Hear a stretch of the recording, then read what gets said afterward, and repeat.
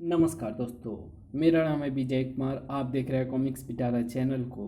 तो चलिए दोस्तों, हम लोग कॉमिक्स पढ़ रहे थे कुर्कबान और कब्रिस्तान के भूत। इसका पहला पार्ट मैंने अपने चैनल पर अपलोड कर दिया है। पहले पार्ट में मैंने इस कॉमिक्स को 15 पेज तक कवर कर लिया था। अब इस पार्ट में इसके आगे कहानी को शुरू करते हैं। कुछ देर बाद जब उसने पीछे मुड़कर देखा तो कंकाल को अपने पीछे ना आते देखकर उसने चैन की सांसें ली। उफ, बड़ा ही भयानक भूत था। आज तो बाल बाल बच गए। फिर वो एक पेड़ के नीचे बैठकर अपनी सांसें दुरुस्त करने लगा। थोड़ी देर बाद अब इस मोटू को किसी तरह होश में लाना चाहिए। कमबख्त को उठाकर भागते भागते मेरी कमर का कमरा और टांगों का तांगा बन गया। तभी एक विचार ने उसे चेताया, अरे मूर्ख, ठहर जा। इसे होश में लाने के बाद उस भूत के बारे में इससे क्या कहेगा। अब निकलेगा तुम्हारी सारी हेकड़ी का जनाजा। बड़े दुनिया के सबसे बड़े जासूस बने फिरते थे। ओह, अब क्या करूं? पिताजी को अगर ये किस्सा पता चल गया तो वो अवश्य ही मुझे हवलदार बना देंगे।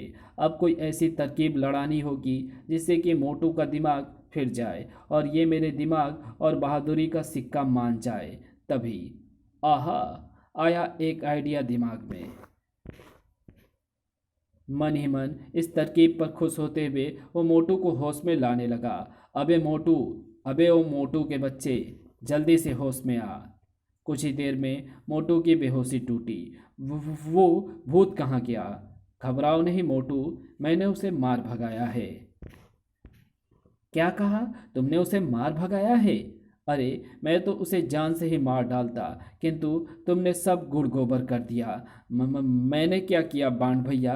अरे, ये पूछो क्या नहीं किया। मैंने कहा था ना कि मैं तुम्हारे साथ हूँ, इसलिए बिल्कुल भी मत डरना। लेकिन तुम तो उस हड्डियों के ढांचे को देखते ही इस दुनिया से कुछ करने की तैयारी करने लग गए थे। अब भला मैं अकेला कितनों को संभालता? क्या कुछ और भूत भी वहां आ पहुंचे थे? हाँ, तुम्हारे गिरते ही 3 और भूत वहां आ पहुंचे थे। वो तो शुक्र था कि तब तक मैं पहले वाले भूत पर काबू पा चुका था। जैसे ही वे तीनों मेरी ओर लपके, मैंने पहले वाले भूत को उठाकर उन पर दे मारा। मेरी ताकत देखकर वो तीनों तुरंत ही वहां से 9-2-11 हो गए। अगर तुम बेहोश ना हुए होते तो कसम से आज उन सब का चूरमा पीस डालता और सुबह तुम्हारे साथ उनका नाश्ता करता। अब मुझे क्या पता था कि 3 और आ जाएंगे। अगर पता होता तो मैं कभी बेहोश नहीं होता। हाँ हाँ, क्यों नहीं। आखिर तो 30 मार खा की औलाद जो है। खैर, अब सुबह होने वाले है। ध्यान रहे, घर पर किसी को भी इस बात का पता नहीं चलना चाहिए, वरना तुम्हारे डरपोक होने की बात सबको पता चल जाएगी और इससे मेरे सम्मान को ठेस पहुंचेगी। चिंता मत करो भैया, इस बात को किसी के कानो कान भी भनक नहीं होने पाएगी। कुर्कबांड के माता पिता उन दोनों के घर से रात भर नदारद रहने के कारण चिंता के मारे सो नहीं पाए थे। अतः जैसे कुर्कबांड और मोटो घर लौटे, मेरा लाल तू आ गया? अरे कमबख्त, ये कोई घर आने का वक्त है? कहाँ गया था? जल्दी बता, वरना मैं तेरी टांगें तोड़ दूंगा। देखा मम्मी, ये फिर मुझे अपनी बनावटी आंखें दिखा रहे हैं। इन्हीं के डर के मारे तो हम घर पर नहीं आ रहे थे। क्या कहा? अब अजी, अजी, कहा? क्या कहा आपने? आप अपने भयानक आंखें बंद कीजिए। कहीं मेरा बेटा फिर चला गया तो मैं किसके सहारे जीऊंगी? तुम चुप रहो अनोखी की माँ। तुम्हारे ही लाड़ प्यार ने इस उल्लू की आदतें बिगाड़ रखी है। लेकिन अब मैं और बर्दाश्त नहीं करने वाला। मैं आज इस बात का फैसला करके ही रहूँगा कि आखिर ये चाहता क्या है। देखो मम्मी, अब ये आप पर ही भी रोब जमा रहे हैं, तो चिंता मत कर बेटे। इनके ये गीदड़ भभकी मैं 20 सालों से सुनती आ रही हूँ, लेकिन आज मैं भी इनसे फैसला करके रहूँगी। क्या कहा हवलदार धमाका सिंह का इतना बड़ा अपमान? अरे मूर्ख स्त्री, लगाम दे अपने जुबान को, वरना वरना क्या जी? क्या आप मेरी जुबान खींच लेंगे? यदि जरूरत हुई तो ऐसा करने से भी पीछे नहीं हटूंगा। क्या? पति पत्नी के बीच झगड़ा एकाएक तूफान की तेजी से बढ़ गया। तुम मेरी जुबान खींचोगे? हाँ हाँ, खींचूंगा। मैं बड़ों बड़ों की जुबानें खींचकर उनकी बोलती हमेशा हमेशा के लिए बंद कर चुका हूँ। चल बेटा मोटू, खिसक चले अपने कमरे में, मौका अच्छा है। और वे दोनों चुपचाप वहां से खिसक कर अपने कमरे में पहुंच गए। फिर मोटू तो बिस्तर पर पड़ते ही खर्राटे भरने लगा, लेकिन कुर्कबान की आंखों में नींद का नामो निशान तक नहीं था। उसकी आंखों के सामने अब कब्रिस्तान का भूत नाच रहा था और वो सोच रहा था, क्या सचमुच ही भूत प्रेत होते हैं? मैंने तो सुना था कि भूत प्रेतों का कोई अस्तित्व नहीं होता है, ये सब मन का वहम होता है। लेकिन फिर वो भूत, क्यों ना एक बार दिन के समय वहां जाकर देखा जाए। हाँ, यही ठीक रहेगा। यदि वहां वास्तव में भूत प्रेत हुए तो भी वे दिन के समय आक्रमण नहीं करेंगे। लोगों का यही कहना है कि भूत प्रेत दिन के नहीं निकलते। और फिर सोचते सोचते कुर्बान की कब आंख लग गई उसका उसे पता भी नहीं चला। अब मोटू के साथ साथ उसके भी खर्राटे कमरे में गूंजने लगे थे। उधर कुर्कबान के माँ बाप आपस में झगड़ते झगड़ते बुरी तरह हाँफ रहे थे। अचानक उनका ध्यान कुर्कबान और मोटू की ओर गया और उन्हें वहां ना पाकर उनके मुंह इस तरह बंद हो गए कि मानो तेज रफ्तार से दौड़ती गाड़ी को अचानक ही ब्रेक लगा दिया गया हो। वे दोनों कमबख्त कहाँ गए? जरूर तुम्हारे डर से फिर घर से भाग गए होंगे।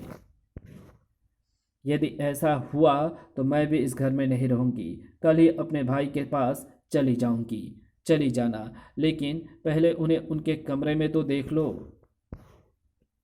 दोनों उसी समय कुर्कबान के कमरे में पहुंची। देखा, सुअर कितने आराम से सो रहे हैं। अरे भाग्यवान, तुम नहीं समझोगी अपने लाडले की चालाकी को। कितनी चालाकी से हम दोनों को आपस में लड़ाकर वो खुद घोड़े बेचकर सो रहा है। ठहरो, मैं अभी उठाता हूँ। अजय रहने भी दो। मेरे बेटे की नींद को नज़र मत लगाओ, बेचारा रात भर जागते रहे हैं, इसलिए उन्हें सोने ही दो। उसके बाद वे दोनों वहां से चले गए। अगले दिन जब कुर्कबान की आंखें खुली तो दिन बहुत चढ़ चुका था। उठने में बहुत देर कर दी। जल्दी से नहा धोकर नाश्ता करना चाहिए। उसके बाद कब्रिस्तान का एक चक्कर लगाऊंगा। हो सकता है कि डाकू गोबर सिंह को पकड़ने के लिए कोई सूत्र हाथ लग ही जाए। मोटू को ले जाना ठीक नहीं होगा, इसे सोने ही दूं। थोड़ी ही देर बाद जब वो नहाने धोने और नाश्ता आदि से निपटने के पश्चात कपड़े पहन रहा था, बेटा इतनी सुबह सुबह कहाँ जाने की तैयारी हो रही है? अरे कहीं नहीं मम्मी, बस जरा मॉर्निंग वॉक करने को जा रहा हूँ। सुबह की ताज़ी हवा स्वास्थ्य और दिमाग को ताज़ा रखती है ना। बिल्कुल बेटे, बिल्कुल, सुबह की सैर करनी चाहिए। लेकिन क्या मोटू तुम्हारे साथ सैर के लिए नहीं जा रहा है? अरे मेरी भोली माँ तो फिर भूल गई, उसे तो भगवान ने पहले से ही अच्छी सेहत दी है, फिर उसे सैर करने की क्या ज़रूरत है? हाँ ये तो है। फिर कुर्बान तैयार होकर जैसे ही घर से बाहर निकला, भौं भौं भौं, आहा, चेला मनमौजी राम, तुम भी खूब मौके पर दिखाई दिए प्यारे मनमौजी। तुम्हें तुम्हें तो मैं बिल्कुल भूल ही बैठा था। आओ तुम्हें भी मॉर्निंग वॉक करा लाऊं। फिर उसने गैरेज से अपनी विशेष मॉडल की मोटरसाइकिल निकाली और कुत्ते मनमौजी राम को पीछे बिठाकर पुराने कब्रिस्तान की ओर चल पड़ा।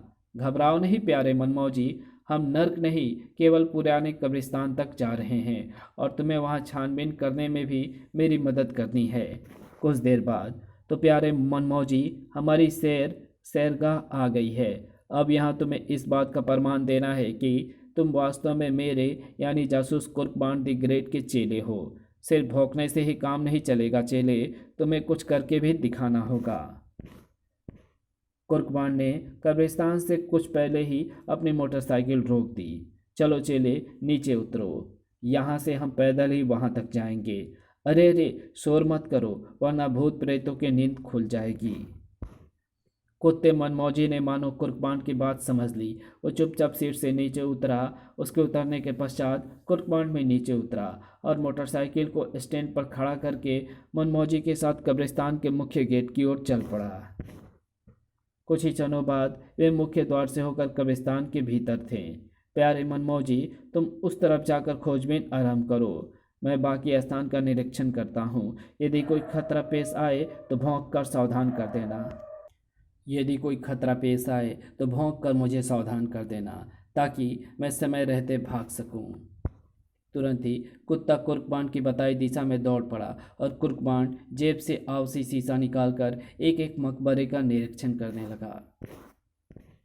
काफ़ी देर तक खोजबीन करते रहने के पश्चात कुर्कबांड को वहाँ कोई ऐसा सूत्र अथवा गुप्त मार्ग नहीं दिखाई दिया जिससे वो ये अंदाज़ा लगा पता कि वहाँ कोई जमींदोज अड्डा है। साथ ही साथ पूरे कब्रिस्तान में उसे कोई इंसान या भूत प्रेत भी नहीं दिखाई दिया। कमाल है, जब रात को यहाँ भूत दिखाई दिया तो वो रहता भी यहीं होगा, फिर वो इस समय कहाँ मर गया।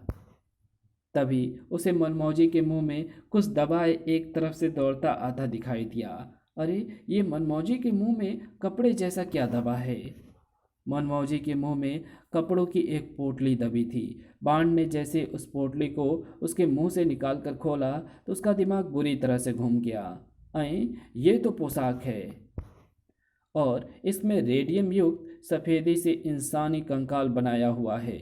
ओह, अब समझा, कोई इंसान ही रात को ये पोशाक पहनकर भूत बनता है।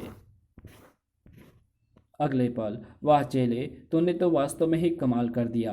अब हमारा काम खत्म हुआ, चलो यहाँ से चलते हैं। आज रात हम यहाँ के भूतों से निपटेंगे। और कुछ ही देर बाद वो पुनः मनमौजी के साथ मोटरसाइकिल पर सवार हो अपने घर की ओर उड़ा चला जा रहा था।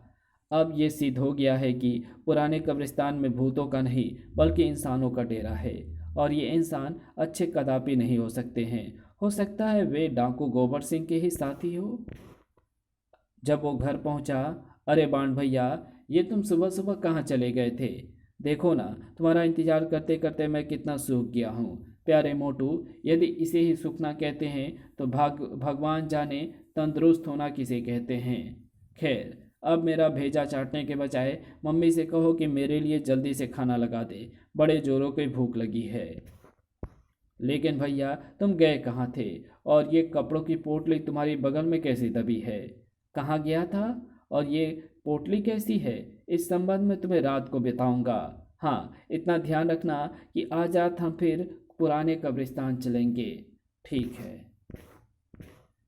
खाना खाने के बाद बाण जो सोया तो काफ़ी रात गए ही उसकी नींद खुली। उस समय तक घर के सभी व्यक्ति सो चुके थे। मोटू भी उसी कमरे में गहरी नींद में सोया हुआ था। उसने जल्दी से उठकर बत्ती जलाई। ओह, 11 बज गए। इस कमबख्त मोटू ने मुझे जगाया तक नहीं। अगले ही पल वो मोटू को झंझोड़कर उठाने की कोशिश करने लगा। अबे मोटू, ओ मोटू के बच्चे, जल्दी से उठ। क्या गधे बेचकर सोया हुआ है? सोने दो ना यार, कितना सुंदर सपना आ रहा है। जब काफ़ी जगाने के बाद भी मोटू नहीं उठा, तुम इस तरह नहीं उठोगे। ठहरो, अभी तुम्हारा सुंदर सपना भंग करता हूँ। फिर बाण कपड़े की उस पोटली को खोलकर, जो कि कब्रिस्तान में उसे मिली थी, जल्दी जल्दी वो पहनने लगा। अभी बच्चों के न केवल खर्राटे ही बंद करने होंगे बल्कि दिगदी भी बन जाएंगी। पूरे कपड़े पहनने के पश्चात उसने मुंह पर खोपड़ी नुमा टोपी चढ़ाई और बिजली का स्विच ऑफ कर दिया। अब वो अंधकार में कपड़ों पर रेडियम से बनी धारियों के चमकने के कारण बिल्कुल भूत दिखाई देने लगा था।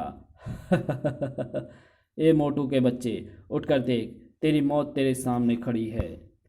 लेकिन मोटू पर उसकी भयानक गर्जना का कोई प्रभाव नहीं पड़ा और वो बराबर खर्राटे भरता रहा। ये देख बाण ने झल्लाकर उसे बुरी तरह झंझोड़ दिया।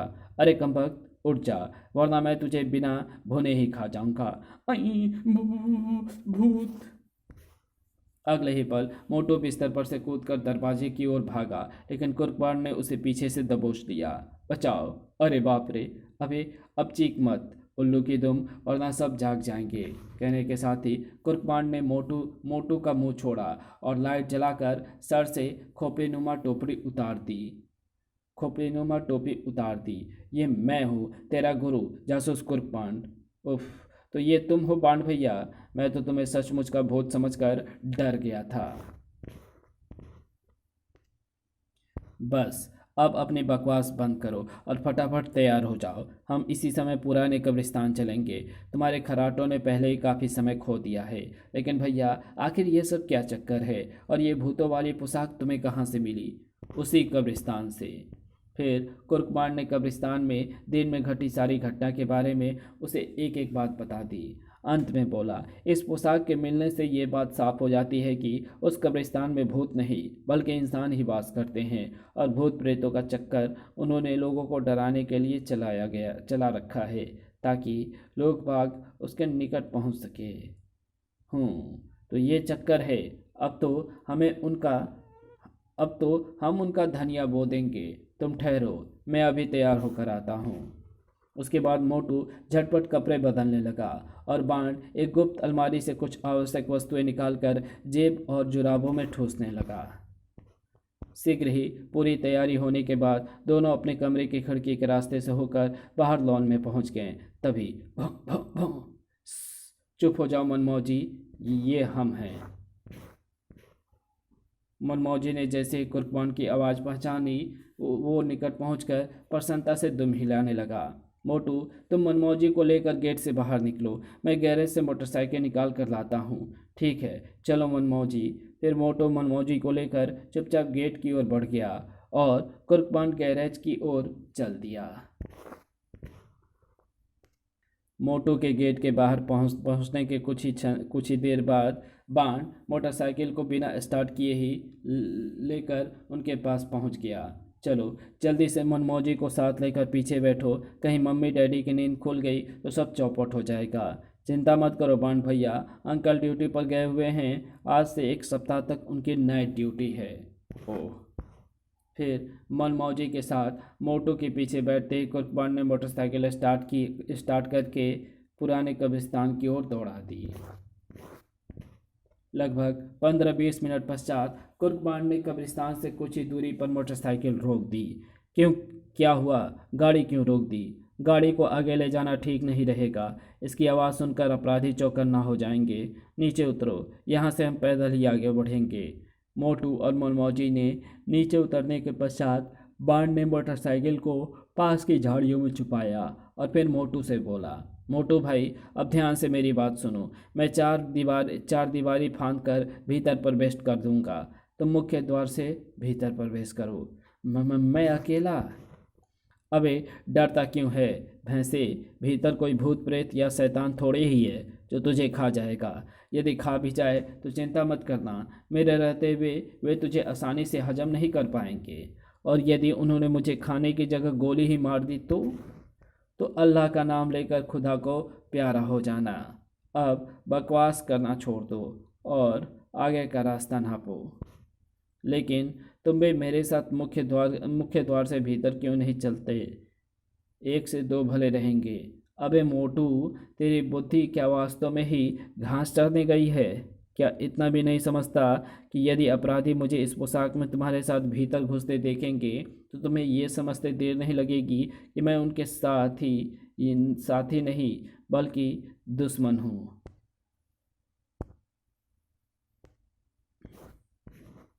कुर्कबान की बात में वजन था, इसलिए मोटू चुपचाप मुख्य द्वार की ओर बढ़ गया। मोटू के जाने के बाद, प्यारे मनमौजी, अब तुम सुनो, तुम्हें बाहर रहकर निगरानी करनी है। यदि कोई भूत प्रेत या शैतान की औलाद बाहर भीतर घुसे तो तुम्हें यह पता लगाना है कि वो कहाँ जाता है और क्या करता है। समझ गया ना? कूं कूं कूं।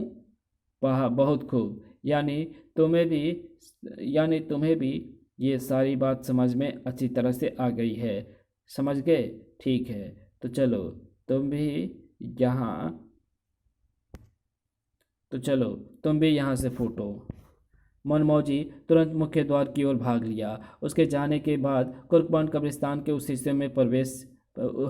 हिस्से की ओर चल पड़ा जहाँ से वो पहले मोटू के साथ कब्रिस्तान में प्रविष्ट हुआ था। अब साला डाको गोबर सिंह मेरे हाथों नहीं बचेगा और 50,000 के नोट क्या वास्तव में कुर्कबान को क्या डाकू गोबर सिंह को पकड़ने में सफल हो सका? क्या वास्तव में कब्रिस्तान में भूत प्रेत नहीं रहते थे? मोटू और कुर्कबान के चेले मनमौजी ने क्या गुल खिलाया? क्या डाकू गोबर सिंह का अड्डा कब्रिस्तान के भीतर था? यदि था तो फिर पुलिस द्वारा अनेकों बार छानबीन किए जाने के बावजूद भी उसके उसके अड्डे का सुराग क्यों नहीं मिलाया गया था? कब्रिस्तान के वास्तविक भूत कौन थे और उन्हें पकड़ने के लिए कुर्बान द ग्रेट ने कौन सा बहुरूपिया चाल चली थी? इन सब प्रश्नों के उत्तर जानने के लिए मनोचित्र कथा के आगामी अंकों में पढ़ें इंसाफ का डंडा। तो मिलते हैं इसके दूसरे पार्ट में, दूसरे कॉमिक्स में। तब तक के लिए बाय। आपको ये वीडियो कैसी लगी? अगर आपको ये वीडियो अच्छी लगी हो तो इस वीडियो को लाइक शेयर कमेंट ज़रूर कर देना। चैनल पर नए हो तो चैनल को सब्सक्राइब कर ऑल नोटिफिकेशन को सिलेक्ट ज़रूर कर देना। Thanks for watching my videos.